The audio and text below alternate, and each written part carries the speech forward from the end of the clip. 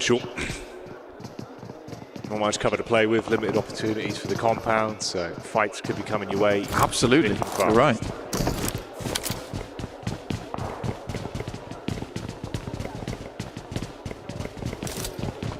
Team Falcons down towards the southwest edge.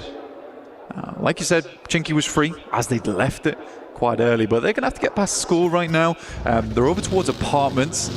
A little bit more difficult to see because we are cramming 15 teams into a small space because they're all avoiding that fielded area. They're trying to take up space around some of the remaining compounds. You have the river that cuts through into the lake. It's a weird circle. It's a very weird circle. I do like this position DRX has, though Alpha 7 is waiting in the wings. Mafioso underneath. This typically is a really good spot to catch teams playing on those outer shacks and outposts just over towards the western side of Yasnaya on the lake. And you can control a lot of area from this top side. Now, how will DRX handle Alpha 7 though? Because the rest of the team is making their way on over with Cleo, Squash and Revo just off towards the west. It's Mafioso just playing on the lip here of the rock face. He's had the vehicles approaching, the engine giving that away. Just tucks in, has to play on the off angle realistically. If they peek into him, he seems like he's got a good read on the situation at least, but spacing from the teammates relatively far. DRX trying to get a lay of the land, assess if anyone else is coming in from the other side. Didn't actually find him. He pushed up towards the rock face as well on the peak. He leaned in for it, but neither one gave away the info fully. So obviously it's just the audio he's playing off for now, staying tucked in. If they push ahead of him, could backstab them really nicely. They have no idea. They're properly confused on what's occurring. We're going to get our next circle. And it wasn't as treacherous as I thought it was going to be. This one is going to push a lot of teams away from the fields, at least from Yasnaya, so teams could be happy about that, but it's across the river. Jackie, over towards AX, E-Arena. Weibo's made a good wrap, actually, as well, over towards this north side. They are coming through that open ground, and Alpha 7 could chime in over towards that western side. We'll see how it happens, but Alpha 7 is so focused on taking over towards DRX, but DRX is left. Join now with Alpha 7's POV straight back in, and this is what you were saying, the rotate over there, taking shots from the back line. Squash, we know that he can be talented, and unloading at the minute, snapshots over the top just as they tuck into the compound. A lot of chip damage onto them, yeah, massively so, and you can follow up from it as well. I mean, Order in a horrific position, they just keep finding these knocks. Late game rotate, like it's been nice for them, but it results in this. That's an important knock over towards Yangon. Galacticos coming through from RCB. But Weibo Gaming can get themselves back up. This is a Hail Mary of a play, Jackie, all right? In terms of where they are on the map, it's very, very central. They'll take the Wizard Tower here, which works out nicely. But they basically need to hold this position for the rest of the game. The vehicles are shot to bits. The tires are going to be all popped by the time they get out to them. So Weibo Gaming is not moving. At least not until the end game. No. Well, what are you doing? Mate, he actually made it in. Oh, it couldn't have been better timing on it. Straight Benny Hills out up the stairs, wanting to get himself into the high ground. This is a risky play. No, it's meant There's no one there to help him. He just went for it. It's like, we need the high ground. Yeah. We need to play off the high ground. I've got to go. I've got to go. I've got to go. I've got to go. And he did. Go, he did. Yeah. So that was literally a player. I guess the reason they do it is that making that play later, you're going to have 3 or 4 teams looking at you. So this was the only time to do it. Respect the fact that, you know, when it's crunch time, they're ready to play inside the crunch. I mean, like, honestly, they've been kind of subverting expectations already with this matchup, even if it hasn't been just off the back of like, oh, we're seeing some crazy gun skill. They're keeping you guessing a little bit, which at times, thriving in the chaos, can be incredibly beneficial. Seems like non-ship Red Force taking a knock there, though. We got a bit of a follow-up as well with AX getting thrown into the fight. Falcons, of course, here having a whole load of shrapnel thrown towards them. Narvalo is down. Still in a position where he can tuck around the back of the stairs and be saved at least. Arian trying to just throw out some bullets to keep them guessing. Does he actually want to push up? It's a nice nade over towards where Koa is. Can cook this one perfectly. Chuck it in top. Ooh, it's pretty nice, actually, yeah. I think for AX, they're way more concerned about this next circle. Jackie, the amount of water in this is staggering, only for it to be over towards that southeast side with the fields. Yeah, that's a ridiculous body of water. You think about the limited amount of space you've actually got to play with in the zone because of this. Okay. I mean, this has already been a bit of a cheeky one, Lang.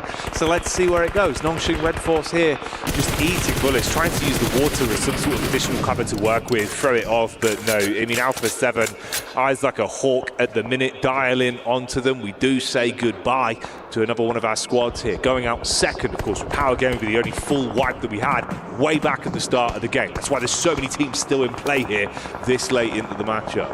And this is a really interesting position from Regnum Kaya, where they're underneath the bridge right now. They're playing the bridge, but the fact that no other team has really challenged that position as well is a staggering thought to me, honestly, because a lot of times you'll have teams on either side. So Regnum Kaya being able to hold this, it doesn't seem like the best position in the world to be literally on the iron girders underneath there. But it does keep you alive a long, long time. Doesn't always necessarily give you the winning position of the game, but I think for a lot of teams, survival is quite important in this particular match with this kind of circle. Okay, here's two names we haven't had to say too much during this matchup, but of course we're very prevalent in our first outing of the day. You've got 4 Fribes and also Vision.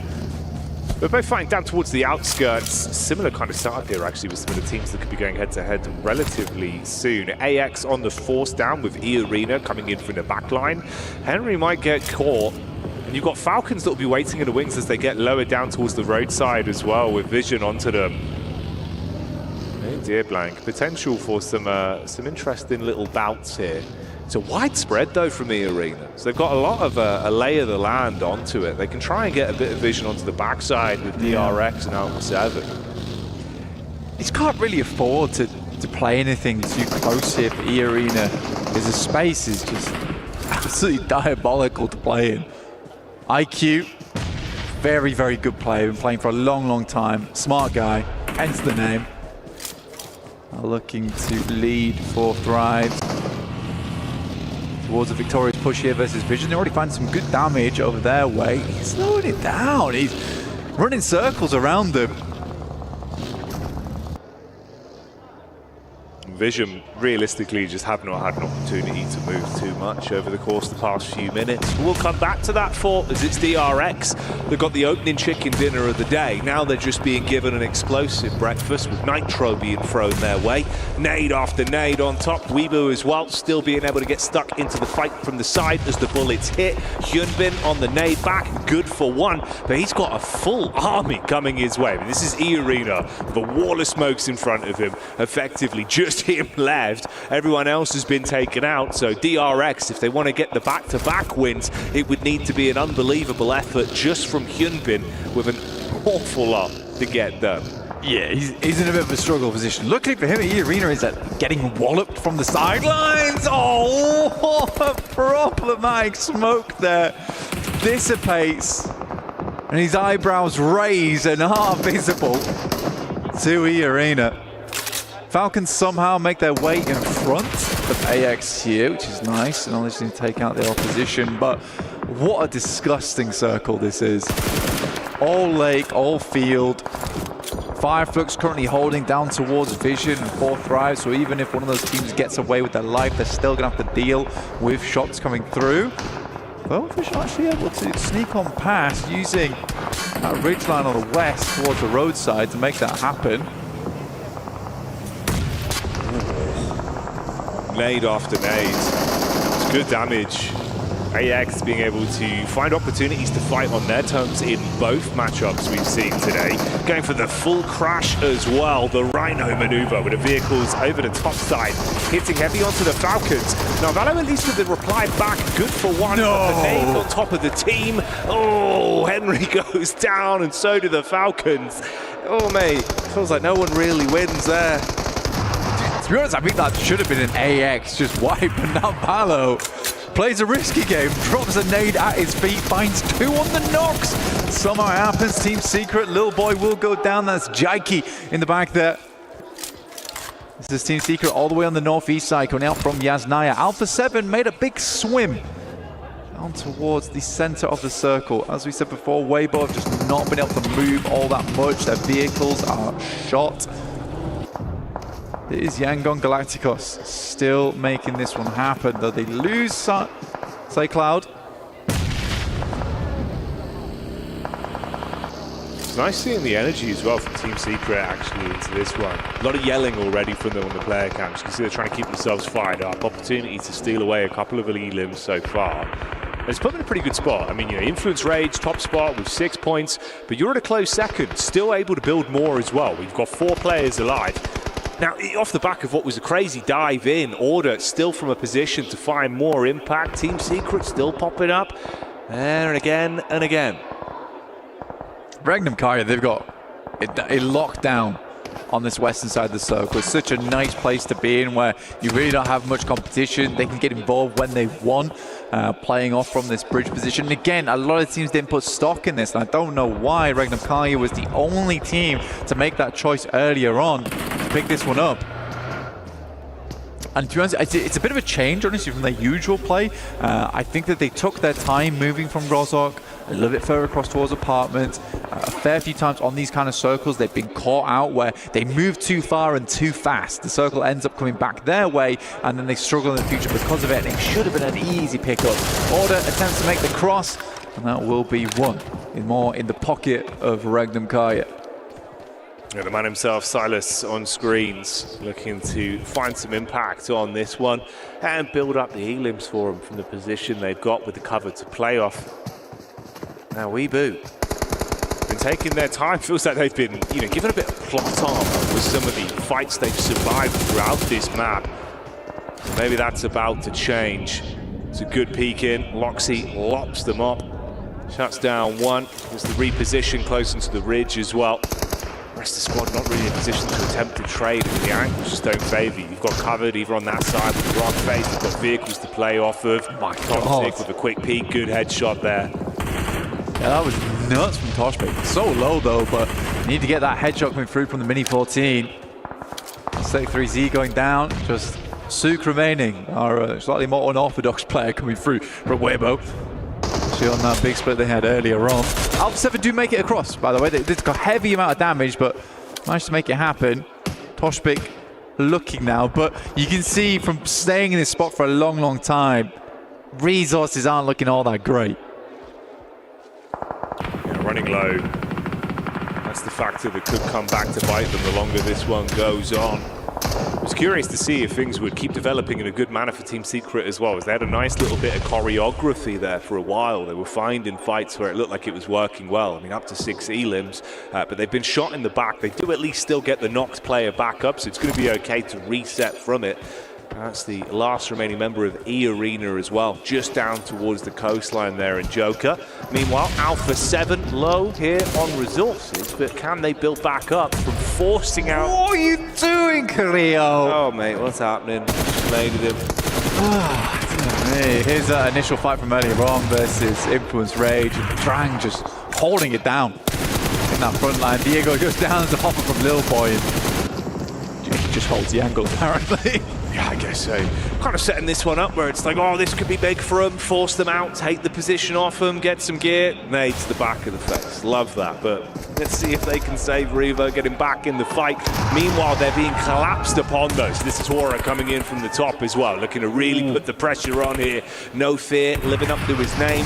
Nade over the top, burst in air. Hora with the first knock back over. Seems like Silas as well, taking that one straight to the dome. It's a 3-pointer. Oh, mate, beautiful work done. We move out in the meantime. Sleep, he has his legs blown out on the nade back over from Alpha 7. If he hits this. It's so close, bro.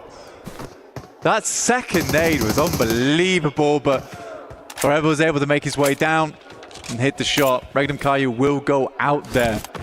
6 elims. I think that was a good game from Regnum Kaya, all things said.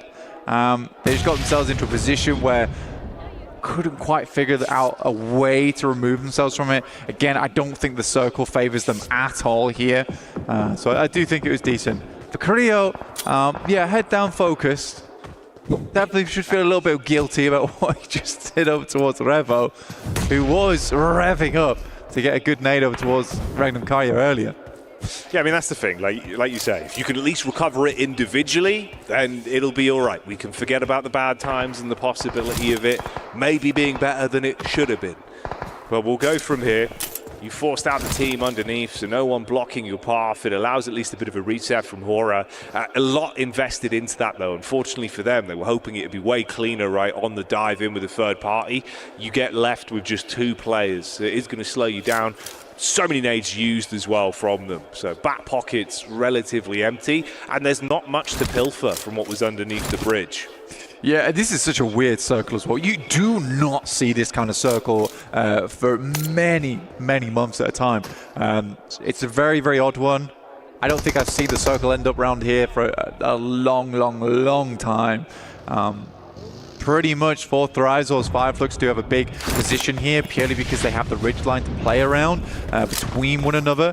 It's going to be Horror, No Fear, Alpha 7, Team Secret, and potentially E-Arena who's going to be getting themselves involved with one another. Obviously, the big difficulty though for Thrives and Fireflux is that eventually that ridgeline is going to be useless to them because they're going to have to move over towards that north side. Well, Horror might have just outlived potential expiry date they've had on this one. No Fear, the last to fall, as Revo will get revenge for the damage back over into the previous encounter towards the bridge, and he can save his teammates. You will still have 2 of the Alpha 7 squad alive and kicking, trying to play off each other here. Let's see, maybe they can build themselves back in, have a great start into the second game of the day, and show us the reigning champs have a lot of fight left in them. Team Secret though, Blanket, I'm curious to see actually if they could show up on this one. It's been nice from some of the mid-game fights that we saw them taking, and I love how fired up they look. Like instantly into this matchup, they're yelling, they're going for all of the good comms. That's not what you want though. Sideline shot back over, quick trade, headshot onto Revo with a mini 14. It's a nice knock again. They're feeling the pressure from this position. It's bad though. This is the worst time for Revo to be able to find a shot like that. For Alpha 7, they're far into the circle already, but this next one's going to start to push them. And to be honest, in that moment, Team Secret likely wanted to start finding a bit of a foothold in the future. You can see Fireflux here locked into the tiniest ditch available, and the circle is going to continue to push them further inwards. I like the way 4 Thrives is playing this. They've got that lineup, so even if Fireflux are able to send a nade across, they've got way more space to play in, and they are taking advantage of that space as well. So these nades have got to be absolutely sublime from Fireflux. Had a decent amount of them to work with as well, and you can see how they're setting this up. Good comms on it, slightly staggered with the nades going over. Looking to make sure they can commit onto the knock player just a little bit shallow. It's such a substantial distance though. Definitely trying to see if they could force out the 4 Thrives members and punish them. Oh, this could be good. Perfect timing. Waits for the peek up. Slap back over though, Blank. It's not for free. They're actually able to at least get a quick trade onto him, so good heads up play. The Bush had a framework made of metal, stopped that buggy in its tracks. The Fireflux ruined by that moment. They really just wanted to get across and start taking shots at the 2 players remaining from 4 Thrives. In the meantime, though, Madcap will go down, as will Scarface, and it's looking pretty grim right now for Fireflux. Alpha 7 and Carrillo as well as Revo. I mean, that is a dynamic duo and a half, and they could make something work out of this game. Potentially so. There's always a chance. There really is. Fortunately for 4 Thrives, now it's just one that has to thrive. That's all that's left for them. And like you say, a bit of a split there. 2 teams in terms of the battle of attrition that do have 3 players alive, but limited resources to play with, and the cover really isn't there for most of these squads. So closing the gap between one another, it's risky. It's all or nothing. You've got to peek in, off your teammates' contact, and commit to those elims. You can't mess around on this one. And Secret looking very agitated, obviously aware of the Alpha 7 position, knowing it's do or die on the peak. For Team Secret, the lucky thing for them is that they have a lot of hard cover in front of them, and those rocks, as well as the tree line. This is wild from 4 Thrives, but they knew where Ketch was, and they're just looking for 3rd place. It's a smart maneuver. They're going to confirm points. I actually like a team that does that, that takes it into their own. Whoa, what? Okay, goodbye Team Secret. That's how that goes, mate. The damage over the top with an aid and the absolute aggression from Alpha 7 that throws us back into a head-to-head 1 versus 2. Revo looking to let it rip on the shots over the top, and there you go. Alpha 7, your reigning champions. They might have struggled on the first game, but they're back. They mean business, and they take that one home. I mean, that's an apology and a half from Korea. I'm going to win the game for you. I'm going to win the game for you. Trust me, trust me. Yeah, I don't know what happened there. I mean, I was praising Fourth Rise for the fact that they knew where Ketch was. And they were like, we're going to just secure a 3rd place. We'll leave Noki behind, and then he could try and go for a 2nd or a 1st if he's lucky. And in that moment, I think Team Secret gets so flustered. Yeah. These just get torn to pieces. But there was so much opportunity, in my opinion. It's 2 guys from Alpha 7. They're more putting presence and everything behind those rocks. You just send out over towards that hard cover, towards that tree line, instead of sitting behind that vehicle. You have a much better chance towards that late game. And I think it was just that menacing characteristic from Alpha 7 that kept Team Secret in an odd spot. Yeah, it felt like Secret into that matchup, you know, they had some good knocks from the sidelines where they were able to play off a bit more of a passive position. But by the end... Talking about the grenade! Yeah, I know. He's just giving it. He's just giving it. Yeah. I mean, it is ironic, right? That was the only outcome. Like, you gotta just win it. If you just win it, doesn't matter. We'll be fine. And that's what he does. That's what Alpha 7 do. And you are going to wait until we're back in a few moments' time. We'll see you in a sec.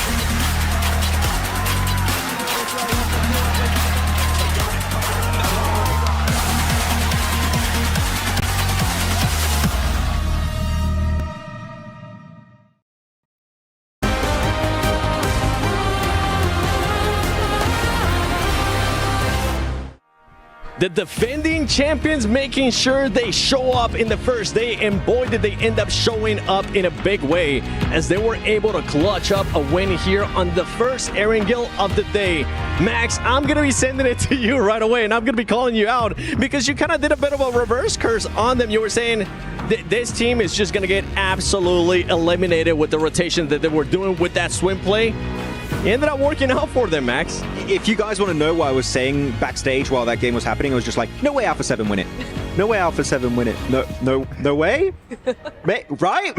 Like, I really thought there's no way in hell that swim across Yasnaya Lake was going to work out because you had Influence Rage still behind them. You still had Arena, and they lost 2 players because of the rotation. But then the best romance in PUBG Mobile Esports happened in Revo and Carrillo constantly healing each other and just creating space and winning as a duo against full squads. What was that? I got a little bit more. If you didn't think that swim was the right play, right? I felt completely different to that. What do you want to see from that team in regards to just that play? You don't want to see them swim, then what do you want to see? So I do like the idea to swim across and get access to that ridge. I think that's a good idea. The timing was a bit off. I would like to see them defend the northern side against E-Arena and Influence, because if they eliminate those 2 teams, maybe they survive as a 4-man team and actually make it to the ridge and have an easier time to get that chicken dinner, maybe even get more eliminations. So I think that clearing the backside was lacking here and could have made that play even easier to execute.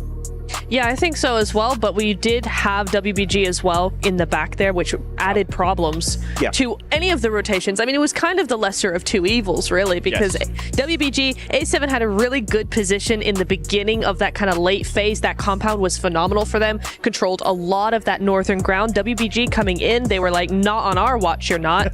But actually, with A7 swimming across, WBG were actually able to turn the tide and go, actually, not on our watch. Yeah. We're going to take you out. So it was a little bit of a back and forth there. One thing that ended up helping out Alpha 7 was that Regnum Karia was there in a way to stop any WBG push. And I feel like that was the turning point. And then on top of that, Max, or Neptura, we did end up seeing a bit of a third party by Hora Esports, which we weren't too happy about. It was a little overextending, wasn't it? They went, oh, we have an opportunity, go for it. Wait, no, nades, help. I do like the idea of third partying, but you got such an open, flat terrain between their position of Regnum and their own little gas station that you can just play it very passive, wait for them to push out and just nade it, Molotov the position. I don't really care how you want to do it. I think you want to hold that spot to then go fight into 4th rise. But looking at the match rankings here, 20-point bomb here, dropped by Alpha 7 here on their second match on Erangel. Really, really good game, and again, as a duo here, so doing a statement at the very start of the tournament. Another team, too. 4 Thrives Esports, one of the dark horses, at least for me. 15 points, and 9 of those coming in from eliminations.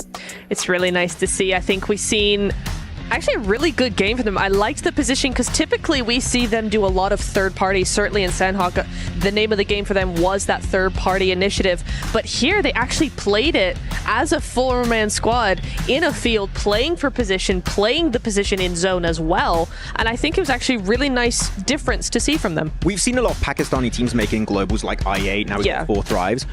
Do we all agree that this is the best chance we have of a Pakistani team winning a global? Because this team is looking amazing. 100%. I fully agree. I think we're also seeing one of the best players ever from Pakistan in Falak.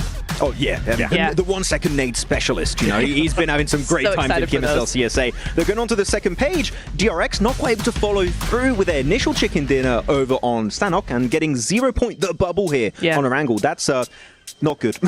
There towards the second page. One team that didn't get any placement points, but did end up getting some elimination points.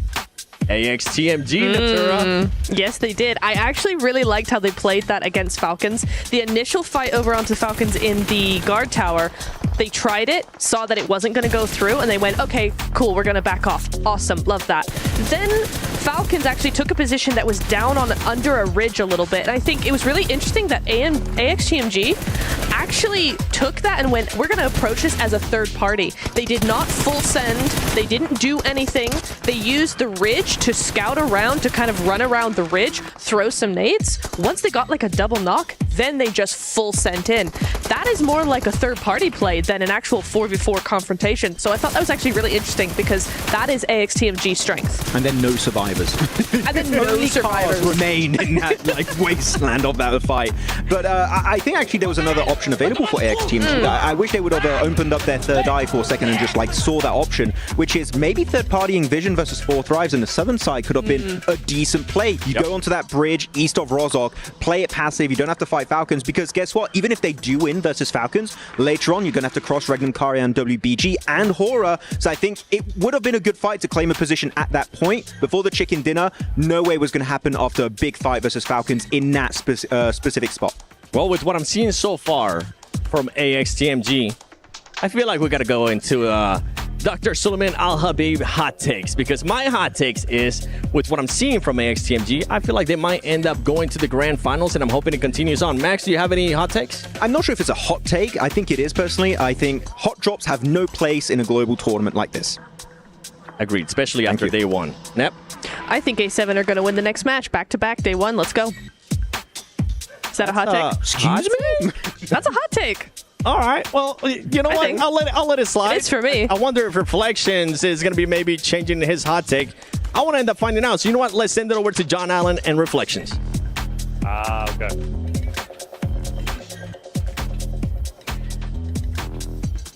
And welcome, ladies and gentlemen, to the Qiddiya Esports Arena. Things are kicking off quite nicely when it comes to PMWC. Alpha 7 coming off a tremendous win. We got to be watching out for them, the returning champions. But since we're 2 maps deep, I think it's now a perfect time to do our Dr. Suleiman Al-Habib's hot take, because things are starting to get spicy. I'm Taylor Reflections Noble, joined by John. And what are we seeing so far, man? Because Alpha 7, that win was huge. That was absolutely brilliant. 2 players against so many full force squads. They held their nerve when it mattered most, and they came out on top. Let's get into these hot takes, though, all right? And I'm going to kick things off nice and strong. Maxman is going to say Team Spirit instead of Team Secret at least 10 times today. Guaranteed. That TS abbreviation, that's tricky. It is tricky. That's why we're casters. He's not. I do question, though, why is Maxman getting so much hate? He was tied up, thrown on the couch before the pre-show, and then now you are also bullying him yourself. What's going on, man? Hey, look, the man needs to stay humble, otherwise he'll predict teams more and more, and we all know that we do not want that to happen. Humility. I think we all could use a little bit of humility. Alpha 7, though, I was actually coming out the gates before that win. I was going to say my hot take was they're not making it, or they're going to the survival stage. They're not just going all the way through to the finals. I got to change that. So now I'm going with Revo. I think he's going to get 50 eliminations, but can he surpass it? We'll find out. Let's head back over to the casters. Hello guys, we're back. You know what my hot take is that we're all really uncreative, and I agree with Reflections. We've got to stop bullying Max. Here's my hot take. I love Maxman so much. That's such a cold take. Everyone knows you love Maxman. Yeah, but you know, what else am I going to say? You're freezing right now. You're freezing cold. Look, I just want Max to know. You're -5. Max, you're amazing. All right, Stop this it. is specifically for you, Max. I'm talking Stop to you right now. fanboying right now. He's so cool, though. The style, the grace, the way that he fills up the place when he walks in the building, Maxman. King of the nades, Maxman. But you know what? Let's talk about another team that delivers almost at the same caliber of Maxman. Alpha 7, that was a hell of a comeback from them. It was a good show-up. Yeah. Bang. I was worried. I was saying, like, game 1, right, looked kind of sluggish. Everyone looked sad. Sad on camera 8. Least now, kind of happy on camera 8. Reminiscing about the misplay with the nade, but in a positive light. All blown over. All still mates. I threw a bit too short, you know? Oh, it's fine. We won. My finger was a little bit sweaty. I'm sorry. Yeah, it's all right. Yeah. But he did clutch it. Came home big with it. Hit the straight slick 3-pointer. Everyone's living. Although, how's it going to go from here? Obviously for us, 3rd game of the day, last game of the day for us, only the halfway point. You recap some of the things we're seeing, right? Again, global trends on this one. Point differential, not that crazy. Mid-portion cap, right? We still got a good half of the lobby that can get a bit of a shift on in this matchup. Power gaming, though, not looking great, Blank. I'll be real, and that's a shame. They're unshimmied right now. Yeah. It's bad. It's bad. And again, there are some teams here that are looking just as clean as the Mr. 7WG himself, but others, they're just not doing so hot. And I think that's going to be the base of this whole cast. It's going to be really nice to everyone and everyone. Yeah, it's super friendly. Yeah, we're just super chill cast. It's nice. As we head in towards our 3rd match of the day, there was a big point that we wanted to bring up, which was on that first angle that we saw there. It was a very southern playing path. Forced a lot of teams to head over towards some of the backup drops that they had. Now, I do want to see something that's a little bit more central, you know, even a vertical play map I'd be pretty happy with. I want to see a clear-cut decider of where teams going to be playing, because it is not unlikely that you have a day where all of these playing paths are really awkward towards the side of the map, or not allowing you to swing far off towards the west or the eastern side because of where they're situated over 3 matches today. And not only is that difficult for us to get a read on the players and the teams and where they're dropping, but it is really tough for the teams who are going to go home tonight and put a lot of that analytical prep that you see the caliber from Neptura, for instance. No, it's true, dude. It's true. You know, I think it's one of those, Blank, where already at this point today, we're seeing some squads that are being able to thrive with more passive gameplay, some of the heads-up reads where, again, actually a good callback, like Turu was saying, right? Like the idea of kind of getting over the hump early, where you go in an explosive finish, that's nice, it's going to amp you up. Sure, game 2 wasn't as great, but then what happens? Alpha 7 starts saying, let's play a bit more aggressive, let's actually take fights. One of them was very aggressive. Extremely so. Yeah. I think that, yeah, for a lot of our teams, they're just going for things at the moment. And there's little to lose here. We've already discussed it in the case that, you know, no one's going out right now. You're either going through to the main tournament or you're heading through to that survival stage where 16 teams will be taking part. So the 24 teams will be going through. Right now is the best place to be when it comes to experimentation as we head into our match number 3 of the day. It is Erangel. We're going to have one more Erangel after this one, followed by 2 Miramars over on those dusty dunes, and it'll be Reflections as well as John taking you through that one. But for now, let's get right into this 3rd match. And look at that play path. Yes! It's far more central, mate. This is what we were hoping for. Obviously, last time around threw us off a little bit with some of the hot drops we were expecting and some of the rotates we were seeing. So the secondary drops were called out. Things should be a little bit more cleanly cut here, and we'll see if there is overlap. In a weird way, again, it does actually kind of scare me if we do see Power going for the potential play that we could expect here with the hard drop. We'll see, mate. We'll see. Heading straight back down towards Milta, but Influence Rage is going a little bit further here, so Power should be able to hold on to this one. That feels bad. Yeah. The Influence Rage is not going back to Milta Power despite just demolishing you in it, so it's kind of like a pity play that you've been sent your way. I am curious to see if Pachinki is held solely by Team Falcons this time around.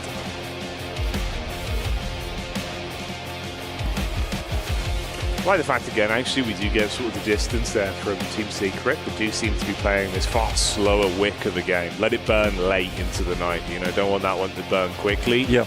Although I will say the problem was the minute they were actually thrown a bit of a broader sword, it was panic stations. That's where it went wrong. Well, right? there was no parries. No. There was absolutely no parries involved there at all. Even the dodge roll looks sluggish on the side of Team Secret. Heading over towards the Puffker as well, and I do have something to say about the Puffker is that although decent position, it's all right. You do actually see a lot of pro teams these days like moving away from the Puffker as a spot. If you can get somewhere further in towards the circle and comfortably play towards that, you take that. Even if that means holding over towards one of the west or eastern side of Yasnaya, that's fine. But yeah, we'll see how teams play this now. It is a pretty packed map already, but I think that Team Secret, after seeing that, playing in the Pop Cup means you have to push through a lot of teams just to get towards the initial circles, and those initial circles are over towards the southwest side. It cuts a lot of Sosnovka in, which is a bit of an awkward one, where you're not sure if you'd be heading across or not. It would be cool to see a Sosnovka this early into the tournament, though, Jackie. Yeah, it'd be fun, man. It'd be nice if we actually do get it thrown into the mix.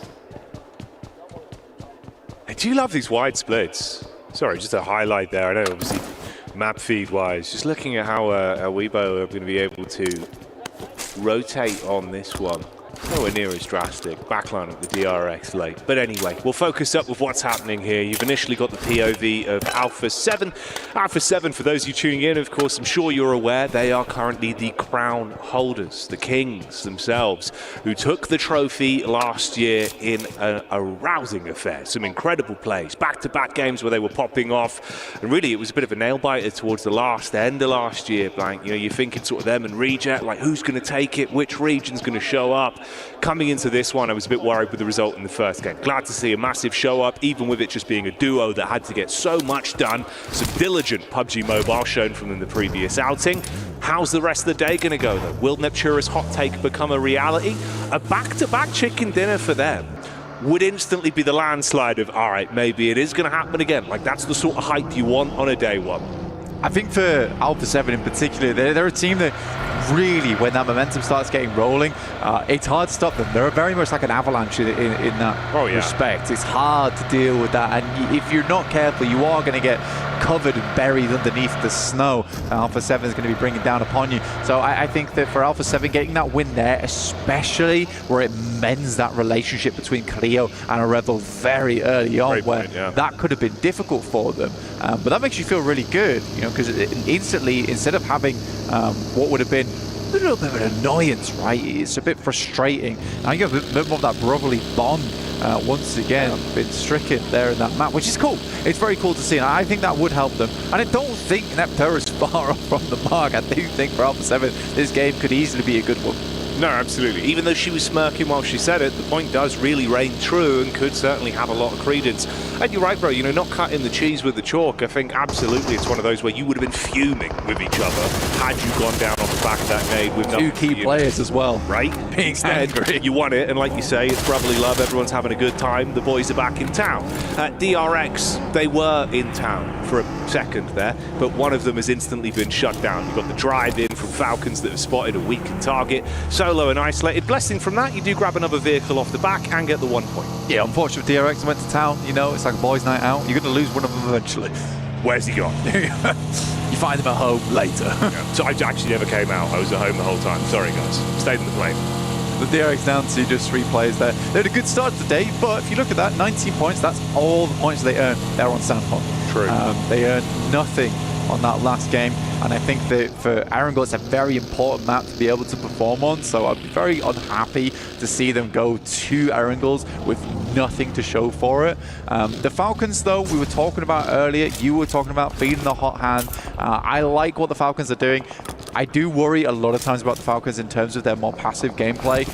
I think that there are definitely moments where I think Redox and Narvalo certainly need to take a leaf out of Koa's book and just be a bit more aggressive. And it's funny that one of those passive players on this team, historically at least, Ralph is one of the players who I think has been the most influenced by Koa's gameplay. So yeah, I think that that's what I'd like to see from that team, especially here where they have the ability to experiment a lot. But it's nice to see them having just continued success.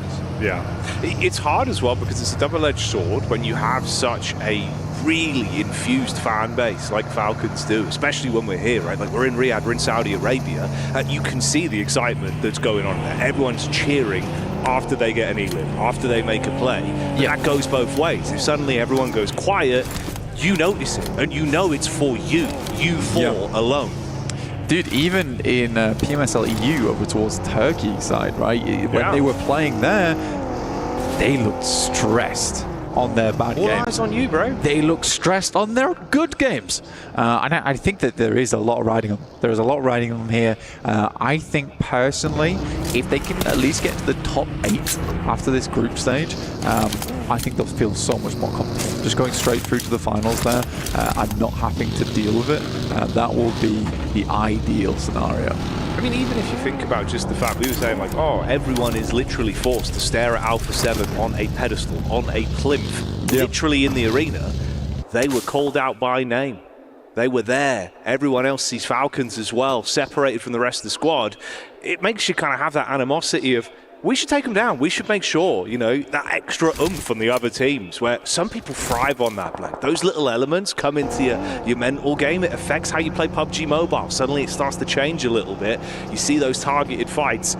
It gets spicy. This is more of a story we'll develop over the course of the event. We'll see how that starts to ebb and flow. But it's just something to have in the back of your minds for the viewers at home. Weibo, I think it's been, I'd say, nice, at least in terms of the way they have been playing to their strengths. They've had some really crazy dives, crazy rotations, but they've made it work, so I can't fault it too much. It's obviously just not been the best in terms of converting it into actual placements or eliminations. I think that there's one region that just will make those kind of plays, and it's something that I always massively adore about that region, especially that play from Sue, because while he's just running up the stairs, a lot of teams just won't take the opportunity. They won't make that play. But Weibo and that region in general is one of the few regions like Americas where it's a case of, we need high ground, but it's like a 90-10 scenario where I will get eliminated for doing it. But they will take that risk because they know that if they don't do it, they may as well be throwing away the game anyway. So they'd much rather take those risks early, which I think does put those teams in a much better position. And I think it's a type of squad that could get a very, very high elimination game over the course of this group stage. We'll have to wait and see. AX currently very central. We're heading around Gatka at the moment and just south of Pochinki. It's a bit more flat around this area. There is fielded area 2. You don't really want to be heading down towards Ferry Pier because you're cutting yourself off the sight lines. There's a fair amount of water in this one. We were worried that it was going to go down to Sosnovka. It didn't do that, so a lot of teams can now consider coming back up. Power, I think it's reasonable they head towards Sosnovka. It was one of the few plays they had in the back pocket. On the happenstance we did go down towards that part of the map, they would have had a fantastic position. Now they've got to figure out how to get across. Yeah, something to potentially keep your right eye on, whilst your left eye's on this side. We can touch on Hori a little bit as well. I think, again, it's one of those where they had some unfortunate encounters, like no fear. In terms of the timing and the setup he had, it was really good cooking with the nades. You could see, like, he had his understanding down to a T, mechanics were nice. He was just hit from the side, where it was a really sick off angle for DRX back in game 1. Again, I think that's a team that potentially, if they're not sort of showing up too much, maybe you start to underestimate them, they'll find a way to start to climb, because there's a ton of talent there. They do just need the opportunity to display it. We've seen a few bits from Squash, but it's interesting, obviously, we've not really had as much opportunity to keep our eyes on him. I'm curious to see how he's going to build over the course of the event, because I feel like, again, man, it's a lot you're thrown into here, you know, like the live environment for him, you're coming in, all the pressure on, as you've got the trophy, your team won it, you've got to live up to that again this time. Showing us the moves at the minute. Vision, it's rough. It was a good start, game 1. Here, instantly isolated, you find the scout, take him down. That's E-Arena that grabbed that. With Joker showing up consistently. He's been the big dog, I'd say, so far for E-Arena. Yeah, it looks like he's enjoying himself as well. I think for Vision, there's been a lot of times where, if I'm quite honest with you, the awareness hasn't been great. That's fair. Hasn't been great in terms of where they're playing. I mean, we even saw that from, I believe it was E-Arena again on the last Erangel, where they were on a split over towards the top side. They were able to just move in there and immediately isolate them. So I think for Vision, that is something that needs to definitely be improved, which is just the overall awareness around the map in terms of that scouting, because teams will be taking opportunities absolutely anywhere they can find them. These are the best teams in the world coming to the PMWC, the PUBG Mobile World Cup. Right, this is not an easy stage. It is not an easy stage to play it. Quick shout out to the production team, by the way. Loving these transitions. They've been nice. They've been really nice. It's good setup when we do get our circles coming in. Pat on the back. You guys are killing it. Everyone is. It's been a good day so far. And of course, this is the halfway point. It's why it really starts to matter. We get a feel for how things are looking, the lay of the land, as we develop into the later portion of today's games with the zone on the move. I think that's Toshpik actually going down there for Regnum Kai. He was a bit split off from the rest of the team, and they were making that move out down towards the south side, and I think he just gets caught on the back of that rotate. They'll still have 3 players to work with there for Regnum Kaya. She's not terrible. It's not always the best position in the world, but this is one of those spots where you take it early on the circumstance that we do get this fielded area, and this becomes actually one of the stronger positions because it is so open ground around it. That's risky playing in this corner, but he needs to get back across. I think he's worried about the sight line. Yeah, very, very worried about it. But there is so much area around here. Is that an arrow been sent his way? It might be. Just locking him on the door. Yeah, this is kind of naughty. I mean, you've just got them pinned, effectively. Like, obviously, smoke wall up, try and play behind, stay tucked in, but you don't have an opportunity to aggress on it. Like, the timing on the face from the angle they've got with the high ground, you should have the shot every time. Yeah. Attention is somewhat split, though. I want to know if that was Sook, because there's been a lot of talk about him actually carrying the explosive bow and arrow around a lot, just to lock players down in position. But we'll wait and see. We'll wait and see. That was pretty terrifying there for Regnum Kaya, but they can play that spot. They can certainly play that position. and it might pay dividends in the future. We'll wait and see if that investment was worth their time. For Alpha 7, though, probably won't be getting away from this position on that southwest side. AX are in front of them. They'll have to bash through there. Currently, Power is struggling on this bridge. The amount of times I've seen Falak on this girder, on top of the bridge, is a lot.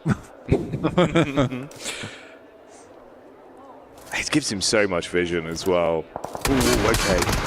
Nearly. Window of opportunity, obviously very slim. You've got to chicane on the push-up. Trying to keep the help from the back line. Takes a bit of time before he gets the first shot back over, but the first knock is the most important. Quick reposition, got to try and get himself out of dodge. Takes the damage from the drop and the bullet from the side, so into a knock on the bridge, off the angle. Teammates now with more pressure on them. Split there, obviously incredibly awkward for Power with the distribution of squads they've got around them. It's DRX they've got on the other side as well. I'm just not sure what Power was thinking on this one, if I'm perfectly honest with them, where playing on this edge, it's so tough. Yeah, they're getting eliminations here and there, but slowly but surely they are going down. Again, they could have played in from where Team Secret's on, where the circle was, where it encompassed Ferry Pier. You know there's going to be teams playing over towards Primos. There's going to be teams heading over towards Yellows. This is a situation where there's going to be many, many teams looking to lock you out over towards Lighthouse coming across that bridge. It's just an unreasonable decision, in my opinion, where they could have played it slow on the eastern side of the map. The only other thing I can think of, and I mentioned it earlier, is just that they were hoping, gambling for a Sosnovka finish. They would have been the first there, but I don't know, man. I don't know. Yeah, the odds certainly not in their favour if that was the gambit they were going for this time around. He was unlucky as well with the timing. Nearly got the pop off on the hill to keep himself alive, but Fainan going down because of it. And then Al Haji, you know, you are a sitting duck, effectively. That's the real sort of top and bottom of it. He's just trapped in the coastline. Play zone being the additional squad that will take him down from the back. So again, Power Gaming, I think that's free for free on first squads to fall, other than obviously actually easy. Yeah, he survived as a solo, got those 2 points in the first game, but it's been rough. You're losing at least 3 players in the opening sort of, 2 to 3 minutes of each game now, minimum. It's rough. It's really rough, and there needs to be a big change towards the end of the day. Looking at 4 Thrives, though, they're doing really well. Second place at the moment. I was asked recently who my top 3 players were, and in that top 3 I mentioned Falak because he is one of the more exciting off-angle specialists, and you saw him there even on the bridge. That's another thing I love about the player, is that when he's in that solo position where he's playing off the back of his teammates trying to set up situations, he's so safe, so cautious with it. He was never going for the full-on spray. He was happy to let his teammates find those knocks, find those eliminations, and he just had to be the enabler, essentially. So he's a very, very cerebral player. And if you're watching PUBG Mobile, you never heard of him, I'd keep your eye on him during this entire tournament. 100%, man. You know, nerves of steel and really handy with the steel with Harry was taking those fights. This has been Vision trying to get a bit more aggro as well with a dive over towards the hut side, isolate one player there as they get the info onto him. Quick pick up on the crate as well. Grab what he's got on him to restock themselves. Yeah, bro. He looked lost inside that shack, like he had no business being in there, and the arena was just getting evicted. Oof. Yangdong. I mean, they're getting secreted on right now. There's the dive over the back. Secret again, it feels like they do better when fights are on their terms. When it's suddenly thrown towards them, that's when a bit of a panic kicks in. It was a little bit awkward. They are being at least able to find some recovery from it. The zone's awful for them though, right? Consistently thrusted further forward. They have to just sprint through this, try and take it headstrong. They do win out on the fight, but with the double knock, it's going to still take some time to recover from it. Meanwhile, Weibo again. They always show up when you least expect it, and nades are raining. Why are they on the eastern side of the map right now? There's an insane rotate from them, which I didn't even catch. They were playing down over towards that western side. Suddenly they managed to get themselves all the way over to here. Just wrapped around, and Fireflux do find them. I think they were looking for a holdout as well over towards Fireflux, but losing Suk is not ideal. Matt Cap's been an awesome addition over towards Fireflux as well. Been finding a lot of success for the team. Where Ketch is no longer as potent as he maybe was in the past, Matt Cap has been pretty phenomenal. Basically bringing him back up to level. Like, both of them combined make a pretty fearsome duo. There's been some fierce picks as well that we're seeing from the sideline there from Hora, still being able to keep themselves in a good spot in terms of the eliminations they're finding, where it's not an overcommit. So nice shots, again, delivering. Fireflux, it's interesting how much we've actually seen them really being in focal points of fights that have a lot of reverberations for the outcome of the game, but it never feels like it really gives them the oomph they need. They're always on the, you know, the wrong side of the coin. Yeah, that's a 100. Bruised by the nade. That wasn't a coin, that was a grenade. Yeah, it was. That was dirty. Heading through M79, trying to lay down some smoke in the meantime. It's not going to be. Solus does hit the deck though. So does Scarface, and this is looking more and more rough. So very good shots coming through from Regnum Kaya, by the way, from that position they were talking about before. They're currently holding over towards that north side.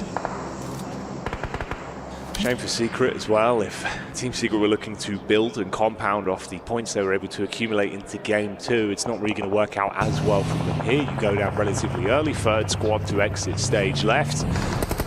It's been a massive cool-off as well over on the side of Yangon Galacticus, considering how impactful they were with that opening game. So let's dial in here with Alpha 7. Mafioso, clean connection over the top side. Wow. AX giving as good as they get. And fair play to them. It's actually been impressive how good they've looked in terms of the amount of pressure that must be on this squad. You've got to deliver. Full commit on this. Push up with the DBS. Oh, it's clean for the first, but the bite back with the moves. Ravo starting to really bring the heat towards them. You've got nades running in from the side as well. Alpha 7 with a lot of targets on them. Ravo canonically touted as the best shotgun player in the entire world. Hard to deal with him when he's flying through the air, gliding on the back of those wings, the DBS. Only taking shots over towards you, but it's 4 thrives to backstab, and Alpha 7 was stuck between a rock and a hard place there. Noki once again playing anchor down towards that south side. I think honestly 4 thrives have a very, very good position here in the circle. And Balak with 4 elims so far during this game. I do think they have a good chance here, and now taking away first place spot. Nepturo unfortunately mistaken on that call, but this is a big push coming through from Hora. And where is Silas? Where is he indeed? Hora as well, just getting away with absolute liberties at the minute. They're going for some big commits. They're actually completely flipping it on its head of saying, oh, you're kind of playing this passive game where then you suddenly throw the heat up. The tempo control is really good for them. They're keeping the other squads guessing. It's been great fights. They're starting to find themselves opportunities for eliminations. And again, like you were saying, as much as this is great for 4 thrives, you've already been able to build up some points. Rest of the squads that in the overall rankings for the day, they're all gone. Anyone else that actually accumulated a nice amount have already been taken out. You can see it's the bottom end that is still alive with the overall points here. This could really have some chance to leapfrog you up. So this is a big game for a lot of the squads down towards the bottom side right now. Absolutely. For AX particularly, they want to jump further up the rankings here. Horror as well. Want to show a lot of these teams what they've got to offer, but 4 thrives could bump themselves massively up in this game, getting a lead of something like 20 points on the 3rd match of the day with Alpha 7 and Yangon Galacticos being down early, and Vision's only just breaking into the 20 points now. Hora's still going. I mean, that's Vision being completely removed, blinded by the power of Hora Esports again here. No fear living up to his name, as the rest of the squad's playing with that Sleepy and Sky back-to-back. 8 eliminations combined between the 2 of them. Some impressive maneuvers. And we've been obviously sort of touting, 4 thrives, they're in a good spot. If AX were able to find an opportunity to get the drop on them here, sort of pick them to pieces from the sidelines with the scout setup they've got, it could be a bit of a change of pace. They've not looked too bad over the course of the day so far, but taking down a team like that would be huge for them. There's been a nice reset for 4 thrives to get back up to all 4 players. That's unfortunate. You're trapped on the edge, nothing you can do. That's the last man going down, so we do wave goodbye to Fireflux. They've been stuck out on that eastern side for such a ridiculous amount of time. It was not easy for them, but Weibo, despite showing off some pretty cool moves around the map and having some decent rotates into position, they've just not had the staying power in these matches at all. Not been able to dig those boots in to the ground. Felt like will be taken down by Sky, which is, to be honest with you, the speed at which he went down, that was an unbelievable spray coming through from Sky. Yeah, Sky's looking crisp today, dude. Like, some of the shots he's being able to find are really impressive, but it's the setup from them as well. The way they're actually sort of jiggling and playing off each other's contact, comms look really clean. Yeah. Absolutely. And Sky has got a massive amount of pressure on him. And we had a nice interview with him at the start of the day where he was saying that I don't really see it as pressure. I just see that fans being just loving us as a team, and I'm going to try and do them as proud as I can. For Sky, he's always been a phenomenal member of multiple different teams. Now, I think he's found a very nice spot here on Horror. Yeah, he is the star figure on that team, but by no means is he not backed up by some of the other players on that squad. I mean, No Fear's been around for a huge amount of time, and Sleepy and Jiggle here really feel like they have melded into the team very, very well. So yeah, Horror's definitely a team to keep your eyes on. I think maybe that's working for him as well, where it's not, you know, the whole squad sort of playing against each other whilst being a team. Yeah. It's being set up where there is sort of, you know, no need for the ego. Everyone's happy to just set each other up, and it's working well, dude. Like, they're passing that baton brilliantly. It's funny as well because Sky is played on like quite a lot of highbrow squads, let's say, where he has not always been the player that everyone looks towards and is like, that's the top player on that squad. So it must be quite nice to be on a team now where he is that star player, but he's still quite a humble dude. So, you know, getting set up, and he's always there looking to capitalize, help his team find that success. And this is an unbelievable position. I talked about earlier where Regnum Karya tried to pick it up early into the game, and it would have had massive success for them should they've been able to hold it versus Horror, but they just came in very, very fast over towards that position. It was super difficult. They're on the outside of the circle now, though, with Nongshim, Red Force. I think that's Binny and Tizzy currently playing in a shack of their own, and likely Horror's going to struggle unless they can start finding picks on the outside of the circle over towards AX or Influence Rage. Yeah, it's been good shots, but it's the fact that they're not really being fully able to convert off the back of it, with the cycling of those knocks being really just stalemated. Henry here, you get the POV from the man spamming over towards the side. Good split as well from the backside. Sleepy still gets the tag back in. That's an instantaneous shot onto Henry, and they really do just take him out instantly. Good read of the lay of the land as well. So Arian's trapped behind the vehicle, bullets coming in from the side. 4-5 still trying to keep themselves involved in these encounters and snatch points where they can. Zarek tried to edge his way down towards 4-5, but was immediately shut down there. Henry, I think, was on 12 bullets left in the next magazine, so wasn't a lot at all. That's 3 loot crates, by the way, that I can see on the map there. And those could comfortably create some cover, but the speed at which Horror's going to have to set up this flying V is going to have to be very, very quick. Horror sends out, though, and no one's currently taking shots. Binny and Tizzy are currently encapsulated in smoke. One goes down, but it will be Aryan to go down next. And Horror efficiently gets themselves over there, but can they get their player back up again? 4-5's have been doing what they've been doing for so long here as well. The minute there's an opportunity set up by someone else, that's when they capitalize from it. So AX open up the fight. You see the weakness there on Horror. They come in for the sideline sweep, get some damage in. Nonshin Red Force as well, finding an opportunity to get one shot in from the back, and that's all they really needed. It's fragmented the squad. They go down from having 4 members looking really clean to just 2 isolated split on them. I think it's good, though. Honestly, if I'm fully analyzing this, Horror makes a sacrifice and it pays off for them. Yes, they lose 2 players, but given that moment, it gave time for both No Fear and Sky to get further into the circle. Such an important moment for them where it actually could have gone really, really wrong. And that's what you want from teammates. Teammates who are ready to make the ultimate sacrifice for you in-game to allow you to get a little bit further, a little bit more points on board. Beautiful stuff. That's what I mean, the lack of ego. You can see it there. Everyone's playing for the big picture. They're not worried about the stats. They're worried about the placements. They're worried about how it results overall for their tournament run. That's a brilliant way to think about it. You got the late backstab potentially from Influence Rage. I mean, that's Law, the solo member with Red Force trapped, living on borrowed time inside the hut. Near miss from the nades as well, dashing them towards them. 4 Thrives have been able to play on the back foot for quite some time, wait for everyone else to come towards them. Now they do have to advance somewhat. Horror, of course, with those 2 players, like we said, still could have influence. The quick trades are made. 1 shot back over 4 Thrives taking issues. Shin go down. Falak with the quick shot back over. That's No Fear out of action. And Law still just belly crawling further forward. I mean, look at the split here. A chance for at least a sneak into that 2nd place. He had the 1 nade and the 1 Molotov, so could have actually efficiently cleared out 4 Thrives, but 12 eliminations, now looking for the 10-point. Bobs up just as he gets res there, and that could have been absolutely treacherous for them. And now nade's getting sent over the top, and it's unbelievably placed. Coming through from 4 Thrives, taking them to a 24-point game. Massive scenes. Brilliant teamwork, never over-egging it as well. So comfortable playing their own game and always following up. If someone else went in for a fight, they were ready to clean up, ready to engage. Good rotates on it, and they're going to be happy with that one, but that is a massive gainer.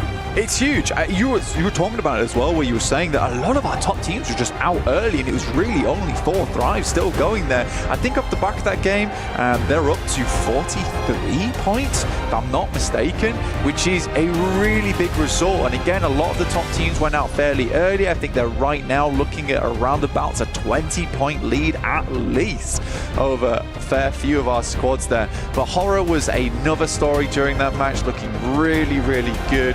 Egoless team. And again, it was not only that, but just really good reads as well. Yeah. You saw Binny and Tizzy, they both smoked out their compound to stop players from peeking or sending shots in. In that moment, the boys from Horror, they send across because they sense that opportunity. We're going to take this opportunity for a quick break. We'll be back real soon.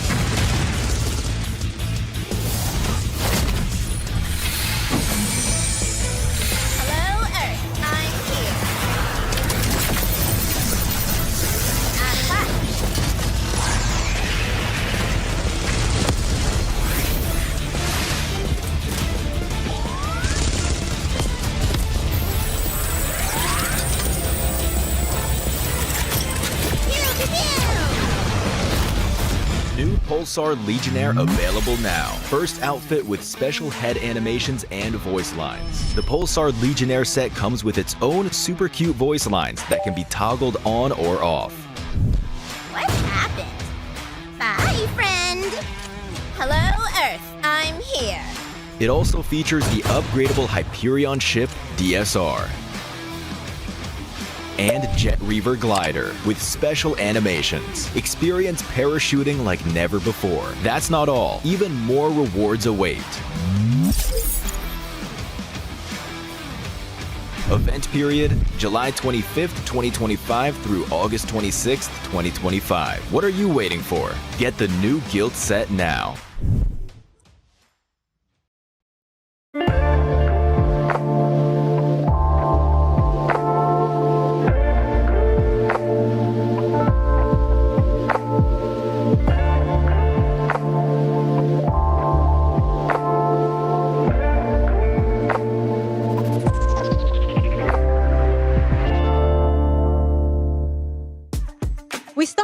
day in the Qiddiya Players Lounge, where they come for rest, relaxation, and refueling. And we have this gorgeous Qiddiya photo booth, of which we have a replica of none other than the key itself.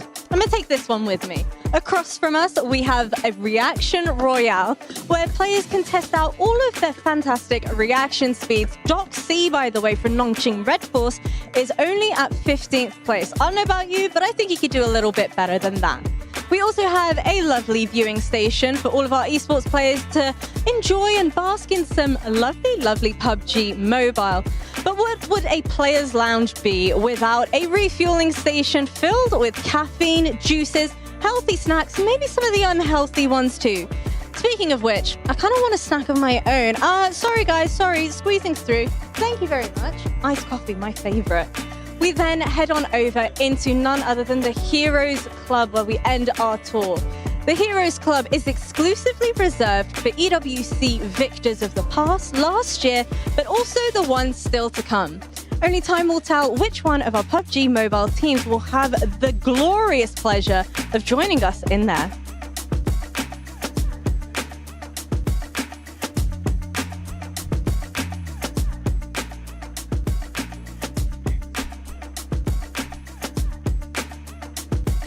Oh, Max. Hi. Thank you. Hello, Sorry, guys. I was mimicking there what Alpha 7 did, but you know what? We're going to talk about that last match because, boy, did Pakistan show up with 4 thrives, being able to just take advantage of APG not being here and getting that win, Max. Hey man, Pakistani here for the win, really. The best Pakistan has looked in the global. Such a good win here this time around, because from the very word go in this match, Alpha Gaming's not playing this match, right? So they're not going to be dropping a military base. They're not going to be contesting the western side. So 4 thrives, this game was pretty much from the start put in easy mode. Even though it was not quite that easy a game, I just like that fight in particular was normally making it a bit hard for them back in CSA. But the control they had with Falak on the beams, able to clear all of power, man, 4 thrives, I was scared them going into global after CSA. How are they going to perform? All of my doubts have been already cleared that they know what they're doing. They have a game plan here coming into PMWC. Yeah, I mean, from the interview that I was able to do with Falak, that player is just oozing confidence, saying we're not really feeling any type of pressure. Everybody has experience, and that is showcased here in that last match.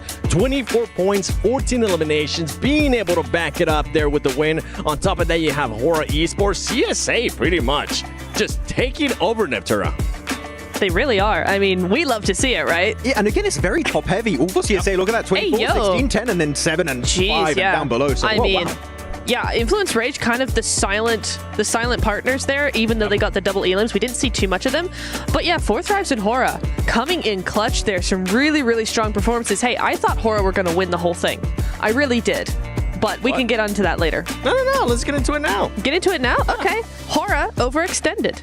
If they had pushed over onto that player of AXTMG as they should have, then yeah, I think that would have been really, really good for them. They drive to the player, take out that player, take that player's position, and then they have full control of that northern side. They should have won the game there. Yeah, I wouldn't call it them overextended. I think they just mispicked the right location to go for that overextension. If you go for the player of AXTMG, as you mentioned, they have already a car. They can crash it into the car of that one player of AXTMG. You have a little bit of a mini fort, and then there's no way Falak is going to be able to just shut you down in the process. So it was a good idea, but I think there was a slight mispick as what position you want to go for, because if they do secure that, you have a solid 2-2 split. You're fully controlling all of the fields. 4 thrives can't really encroach on your terrain anymore. I think it would have been a Nepali win. I know CR7 doing a watch party would have loved to get that win here for his team, but maybe later. Okay, it'll happen. He's going to be happy. You know what? Match ranking, they were second, being able to clutch up a lot of points too. That's what you want to be able to do for some of these teams, because remember, there's going to be one group at the end of day 3 for group stages that's not going to be playing, so you might as well just be able to do as much as you can. Now, I want to rewind a little bit, Max, towards phase 2 of 4 thrives. They were doing that 2-2 split. You were mentioning them. They're taking advantage of APG not being here. Yeah, really, they're just, oh, well, we know we're not going to have to fight Alpha Gaming at the start of this match. Let's just go for this very passive 2-2 split. No one's going to really try and contest it early on. If it goes back to military, we regroup south. If it goes north, which ended up happening, we'll send it back up north, have a very easy transition, hold on to Lighthouse, hold on to the gas station, hold on to the warehouse. They almost had too big a split, but because they're so experienced around this kind of terrain, they're just like, we know what we're doing. I mean, 9 times out of of 10 in CSA, what we saw from them was them holding that exact position. So they absolutely know what they're doing when it comes to that. But I actually really liked the split. I can see what you're saying. It was like almost too much, but I think the control they had, the control that they garnered from actually doing that, made sure that they had so much info, they knew exactly how to play the next few phases. Yeah, I mean, talking about the next plays they did after, I think you want to talk about their third party on Alpha 7 Yes. and XTMG, because that was a beautiful play from Fourth Rise. Yeah, it was. I thought it was playing to their strengths. If you're a team, as a team, you want to play to your strengths. Not every team knows how to do that. So for me to see that, to see them go, oh, A7, AXTMG, they're popping off. They're going at each other really heavily. We need to third party that, use that our strength, and then to not overdo it and not go over to AXTMG. Yep. Just take A7 and go, okay, we're done. We're going to go back. Really, really well thought out from them. I mean, one player that absolutely popped off for Fourth Thrives, and I mentioned it. I'm glad I mentioned it right before. I was like, the best player of Pakistan ever, Falak, popping off with 7 eliminations, 1,000 damage.